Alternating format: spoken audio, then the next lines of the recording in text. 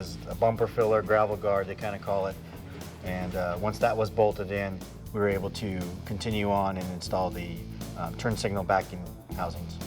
So why are we not doing this on the lift? Because when you're lining sheet metal, you need to have the body on the chassis and on a flat surface. Okay. So the body doesn't flex or anything like that. It needs to be on its 4 mounting points, or 4 tires basically. So on the lift, the body will sag. The body will sag. Okay, all right. So this is where aftermarket meets original equipment and where conflicts begin and where great solutions happen too. Okay, so what's the sequence of things here? So this brace here is going to go on top. Reason why we want to keep some of the fasteners loose is we have to put the grill in. So once the Gene Smith grill was in, it's kind of tight, so we kind of have to go in sideways a little bit and then push it in. It's amazing how the quality of restoration parts are now meeting and in some cases exceeding the standards of original parts. Okay, so what's next? We'll go ahead and put the headlights in. We need to use the other used headlight bucket. When we were installing the trim rings or headlight bezels, you know, they were pretty simple to install, but the rubber seal was pretty tight. Actually, Dan, for the first time, Dan got his on before I did. I'm finished before you? Yeah, my fenders had some damage up here, so use that as an excuse. With our bumper that we chose to use for this vehicle, we ended up going with a one-piece bumper. A little tight going on, but once it was on, everything lined up, and we were able to snug it down and fit it to the body. After the bumper was installed, then we began installing some of the other front sheet metal chrome. We got the hood hinges on. Dan was over putting the hood bar, and we also gave him the bird. And of course, the last thing, everybody knows about the bird. So once he had all that on there, we were able to install it onto the car. Ah, look at that. So now that we got the front end all installed and everything, we can start checking our gaps, we can start welding up holes. The antenna hole needs to be welded up, so now this opens up the whole process of now metal work and body work and getting us closer and closer to paint and turning out a really nice car. We may be mixing parts from 1956 with parts from today, but there's no ghosts in this machine.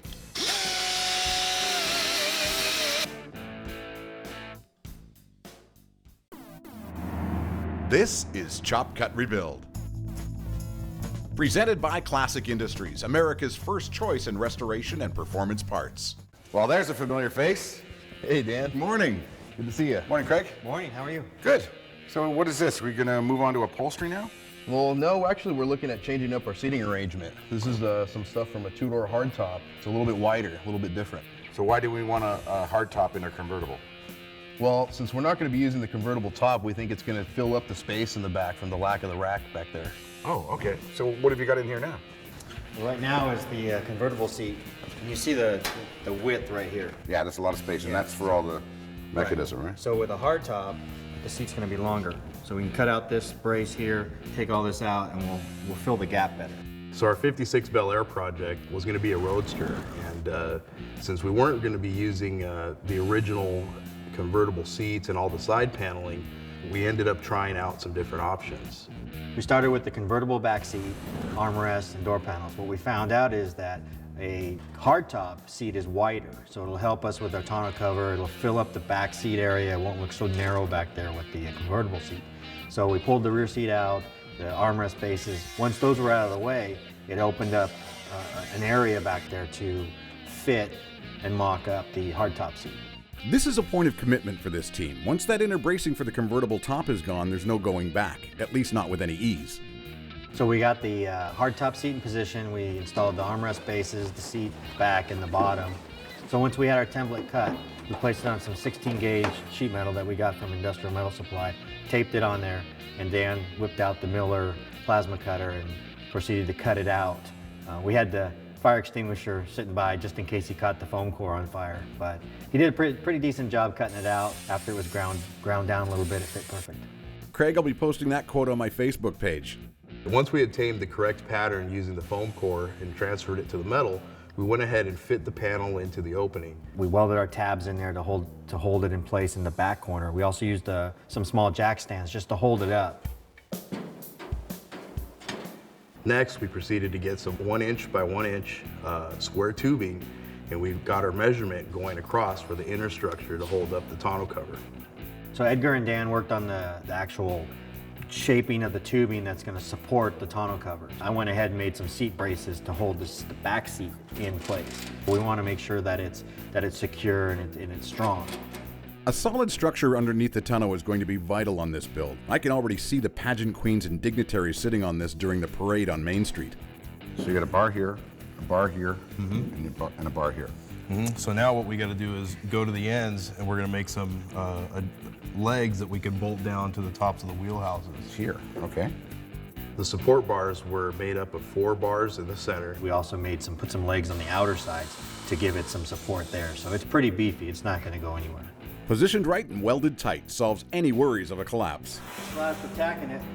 And so this is strong now. Oh yeah. It's very strong. Could I dance on it? You could. Really? Wait till we get the top back on. Could Edgar and I dance on it? What a show idea. Dancing with the Star Car. Edgar's agent would vote yes. After the whole top was completed, we proceeded to reinstall the back seat. Now that the cover was in place with the seat, we needed to, come up with something for the side pieces. The convertible inner garnish moldings, which basically caps off the door panel on the top, they're real short on a convertible. And since we were using the hardtop back seat, we went ahead and used one hardtop inner garnish molding, and we actually cut it and we extended it with another part from a donor car to allow us to go all the way back to the tonneau cover. Today I just wanted Dan to kind of go at it. Just kind of wanted to let him do it on his own and make the mistakes that we've all made when we're building cars, and just let him experience it. Well, we've got the layout of the interior resolved. What's not resolved is who's actually going to do the interior. You knew that was there, right?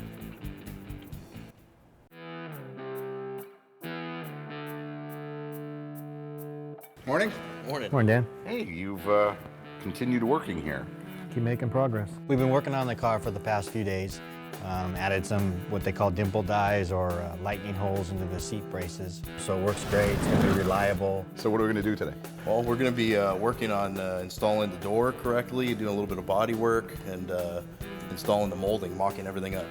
Oh, yeah. So we're going to have to put holes in the door? Great. And some hammer and dolly? Oh yeah, hammer, hammer, bang, bang. Right. Hammer time. I like that.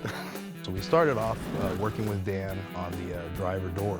At first, the door was way off. It was kind of like overhanging towards the bottom, and it wouldn't line up or close correctly. It's kind of a time-consuming task to adjust door gaps and fender gaps and whatnot, because you're adjusting it, you're closing the door, opening the door, readjusting it. So luckily Dan was there to help us with that. And what will my function be here? Open the door, close the door. Open the door, close the door. Okay, I'll see if I can remember. After we adjusted the door several times, we pretty much found what we were happy with. And the bottom was a little tight, but just a little hammer work there fixed that. All in all, the gaps are pretty good right now. Being that everything was going well with the gaps and the positioning of the door, it was necessary to check the placement and the position of the front fender. But right away, we noticed that there was a small issue with a small raised area at the lower rocker. So we had to remove the fender and started to file down the lower rocker. You can call it filing, but a file is one of the last things you use. Impacts, grinders, and hammers are needed to put this task in its place. So we got to fill holes, right? Right, we're gonna go ahead and fill the lock hole. Convertible, well, no more convertible. Right. So why do we need locks? Since our car's not gonna have a roof, it's kind of a semi-roadster thing. It's not gonna be parked in the grocery store, so we decided to get rid of the key locks altogether. Dan cleaned up the hole a little bit more so we can weld in a patch plug and get that welded in. So this is the door from our donor car, right? This Okay. is the original car door. So we want to match all of these holes on there? Okay, why don't we just put this door on? We spent all the time fitting this door. We did a little bit of measuring on the donor car door just to find out the actual locations of the stock trim and where all the holes are and where all the clips are going to go. We laid down some tape so that way when we drill our holes it wouldn't flake all the primer, and this is especially good on a painted car because you definitely don't want all your fresh paint to chip. A gouge down to the metal, even in the primer stage, is an issue Craig and Edgar don't want to deal with. Moving forward, not backward, is the objective. Once we had the door all laid out, it was time to drill the holes. We gave Dan a small drill bit, so it was a little tough, and you watch that drill bit flex a little bit, but he got all the holes drilled nice and it looked good. After Dan made the holes, I came in and enlarged all the holes for him. That way, you know, he wouldn't have an issue, you know, with the drill bit dancing around on him. You know what? I figured out why this is easier for you. Because you told me to look for the X's, and they're all T's, but you do your work like this. Yep. There's no question that this is a stressful step. Once is enough for Edgar, and once was all he needed. You did perfect. The last thing to do was to install the molding. Craig and Dan ended up, you know, putting all the screws and all the clips in place, and, you know, it actually ended up looking really good. It had a nice flow with the rest of the moldings on the front of the car and on the rear quarter. Great performers always get great lines.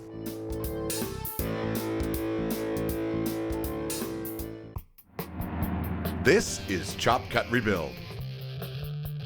Presented by Classic Industries, America's first choice in restoration and performance parts.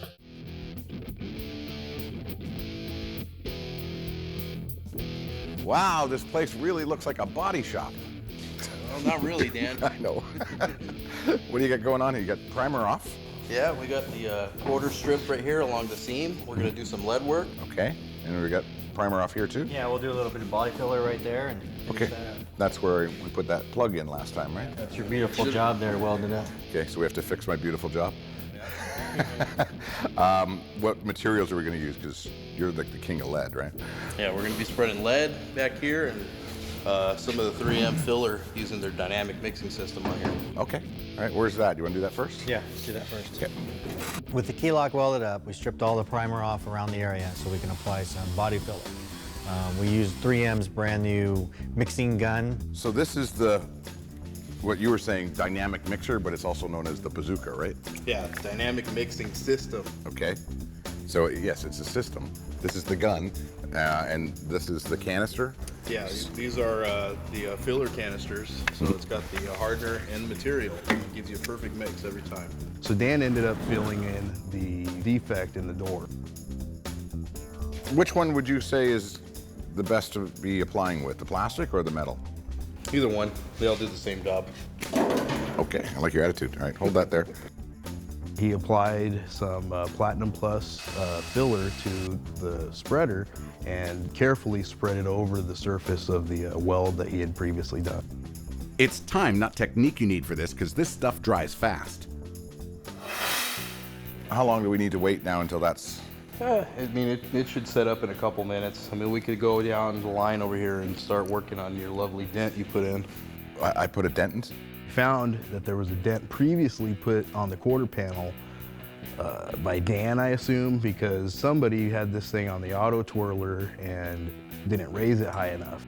Okay, I'll take the hit for the team. I'd been worried that we wouldn't get an opportunity to see Edgar use his dent repair skills. We used a slapping spoon and kind of just tapped it into position by beating around the dent. So you can get a dent that's out by hitting in. Yep, because I'm applying pressure, outward pressure on the dent.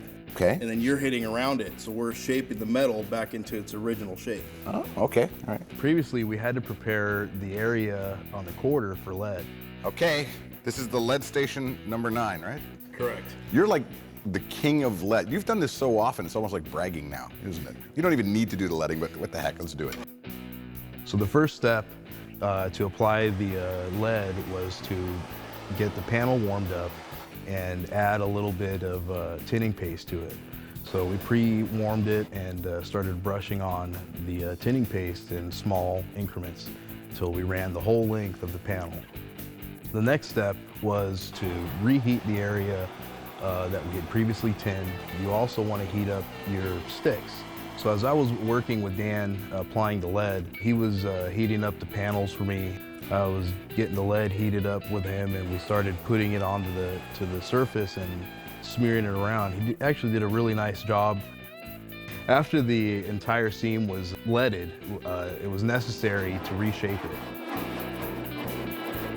You know, there were some times when we were working on the car that 2 hands were better than 4. But I have to say that with Dan and Edgar working on the lead, they make a good team.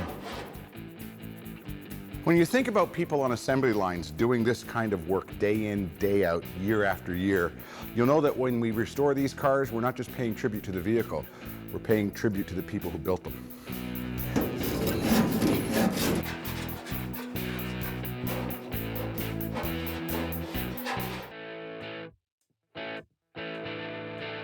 What is this? The brake lines are so bright you gotta wear shades? Still approved safety glasses. Good morning, guys. Good morning. Last time I was here, there was a car on this, and it's not on it anymore. What happened? Yeah, now we've got it off on the auto twirler. Okay. So we can block sand it and primer it and get it ready for paint. Oh, okay. So what are we gonna do on this? Right now, today, we're gonna finish up the brake line here. A few more holes there, and then drill the holes to mount the gas tank and weld the brackets up. Oh, these are just tacked on, right? Right. So are you gonna MIG or TIG those? Yeah, we'll just make those really clean, and then we'll blow the chassis apart for Aries to pick up.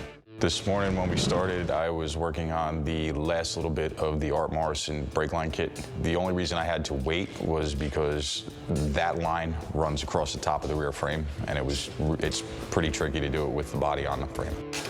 So, Craig, these are stainless, right? Yep. So, and why have we waited so long to put these on? I got the majority of them done with the body on, but this one is tucked up so close to the trunk pan. It's a lot easier to just do it now. Okay, so we put these on, now we're gonna have to take them off. We're gonna take them and everything off. Okay, all right. We were mocking up the gas tank when the body was on the chassis, and once the body was off, we noticed that one of the mounts that we just tacked in place was a little crooked. So Dan went ahead and cut the welds, and we repositioned it, and then we were able to tack weld it, make sure everything was good, and then finish welding all the mounts. No welds on the top? No, the sides are adequate enough. Okay, what do we do next? Go ahead and lower it down, and we'll bring over the fuel tank. Okay.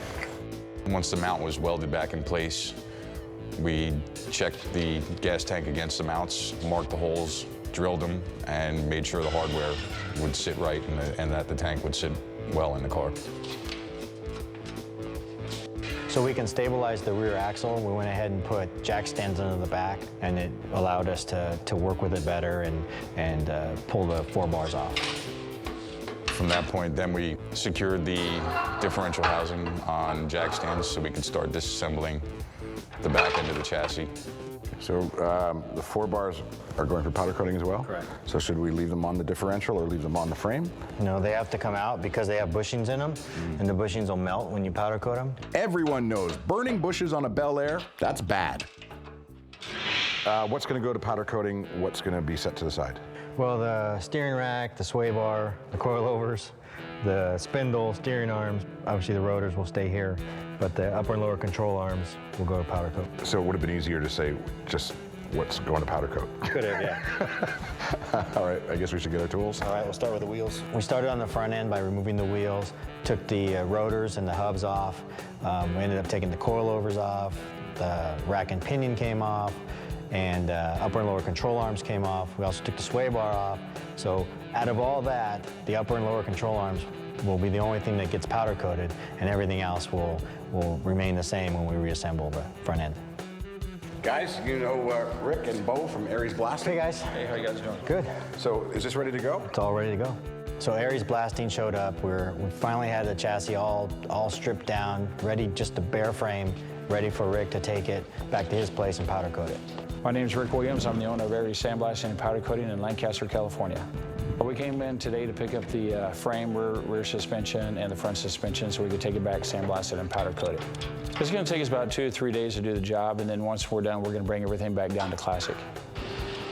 I'm excited at this point because I know that once the powder coat comes back, the chassis is not coming apart again. We're actually gaining ground now. All right, locked, loaded, and ready to be powder coated.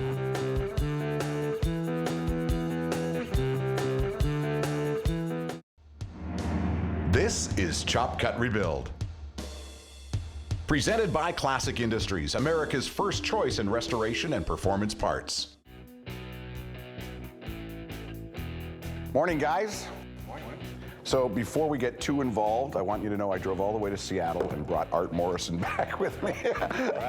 Craig and Craig. Craig, how are you? Craig, glad to be here. So Art, I wanted you to be here to give us advice on what should be done before we start slamming the parts back onto this chassis you designed. Working with Art Morrison today was awesome. I mean, he gave us great inside tips, little details on the chassis and assembling it.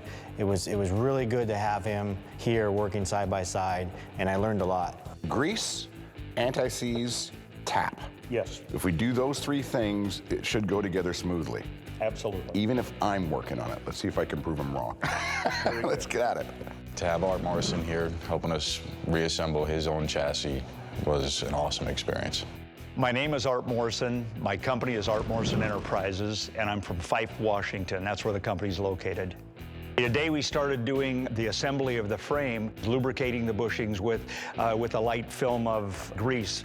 Once we finished up with chasing the threads, we assembled upper and lower control arms. And from that point, we went ahead and set them on the chassis, and we started installing the pieces and parts on the frame. These need to have a tap run through them as well? No, these were chased, actually they were chased just before we did this. So, but it was the same thing. It was absolutely had to happen. We started with the front suspension by installing the lower control arms and the upper control arms along with the coilovers. Once we had the coilovers in place, we installed the spindle onto the upper and lower ball joints. After that, we went ahead and installed the rack and pinion and the sway bar. So the next thing is a sway bar. Okay. And what we do to keep the sway bar from moving side to side in the car was we have locking rings on the insides of the polyurethane mounts. We put the hub and rotor on and showed how to tighten the bearing, the front wheel bearing on the car. Once everything was together, then we had Dan go through and torque everything with the electric torque wrench. And it beeps to let him know when he's at the right pressure so he can't mess anything up. The real benefit to this wrench is no one can tell if I'm using inappropriate language or using 80 pounds of torque.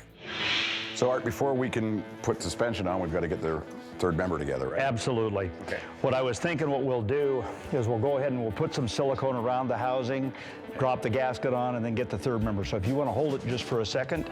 So I put a small bead of silicone around the face of the housing. Then we went ahead and set the third member down on top, tapped it into place with a dead blow hammer, and then put the fasteners on. Okay, Art, so that's tight. What's next? Next thing we're going to do is we'll put the lower links in, because I found that it's easier if the lower links go on the housing, and then we'll slide it under the car and attach them under the car. It gives us just a lot better base. We went ahead and installed the lower 4 bars into the rear end housing and then slid it underneath the frame, lowered the frame down, and we're able to hook up the 4 bars into the brackets on the frame. A lot easier than trying to juggle the whole rear end and line it up that way. All right, so what's next? Next is the coilovers. And then we can go ahead and start putting in axles and brakes. Okay. Art prefers strange coilovers. Strange is the name of the company, not an issue we had with the parts. Actually, the shock slid into place with ease, so I'm not really sure what's strange about that. Once we had the coilovers in place, we were able to slide in the Curry axles along with the Willwood e-brake system. Once those were on, we installed the rotors and the Willwood calipers, and the rear suspension was pretty much done. People ask me what makes our product what it is and why it is what it is. It is a thing that comes down to the people that are back at our place building it. At our place, everybody cares, and it shows in the final product. I'm still trying to figure out what was cooler today, putting together an Art Morrison chassis or putting together an Art Morrison chassis with Art Morrison.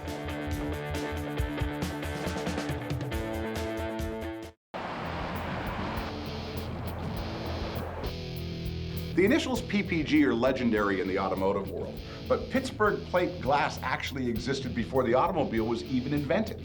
We encounter their products in everyday life in situations where we wouldn't even know that we're encountering them. For example, the chemicals, paper, glass and fiberglass, and of course, automotive refinishes. The reason they've stayed on top for so long is because they work with their customers so well. This training facility is just one example of how they teach people to use their product to their best. Paul Stoll is the manager here at the training facility, and you've been here for a long time, my old friend, right? I have. Well, we received the 56 open air. They had to do a lot of body work, and when they rolled it out of the trailer, I looked down the side of it, And it was all sanded with 600 grit sandpaper, so it's nice and smooth. And I got the good end of this whole thing because it gets to me and I get to put the icing on the cake. Why don't you show us some of the stuff you do here? Yeah, we can go in the back and I'll show you where we train our customers. Okay, let's do that. Well, Dan, this is our classroom. This is where our training begins. We bring our students in, sit them down, get them comfortable. So these are basically the tools of the trade, right? Most tools like reducers, thinners, and spray guns haven't changed much, but the paint itself has. It's gone from lacquer to base clear to waterborne. And the skills to be even a collision painter have all increased. What I want to see is, you know, where's the booth? Where do you teach this stuff? Yeah, let me show you where we do the painting. Okay. Here's the car, Dan. Very nice. Craig and Frank got it all prepped for us. Hey guys, how are you? Good, good. I first started today with Frank, and we ended up masking off the two-tone line where the red was going to be on the car, which it's pretty much in between the trim molding. So masking that off, papering the car. We don't want to get any overspray or red overspray on parts that are going to be eventually silver and clear coated. So what's Frank up to here? That's kind of peachy, Frank. That's the mid coat that we're gonna put down. It is peachy. Yeah. It's maybe more on the line of brick red. We had to spray a ground coat because the reds are so transparent. So instead of loading them up with base coat, that it will take about 5 to 6 coats to cover, that ground coat eliminates at least 3 coats. After the ground coat, it comes the actual color of it. And at this time, since we apply a ground coat, we only apply 3 coats of the actual color, plus a control coat. PPG EnviroBase high performance system, we use what we call a control coat when we finish. It's just a very light mist coat that ensures the metallics and pearls lay even. Wow, look at that, Dan, they got it all painted. It's beautiful. Now, it doesn't have that gloss and pop yet. Nope, right? we're ready for clear coat. Right. We let the control coat dry, then by the time we clean up the spray gun and mix our clear, it's ready to go. So Frank, are you ready to put the clear on? Ready to go. Okay.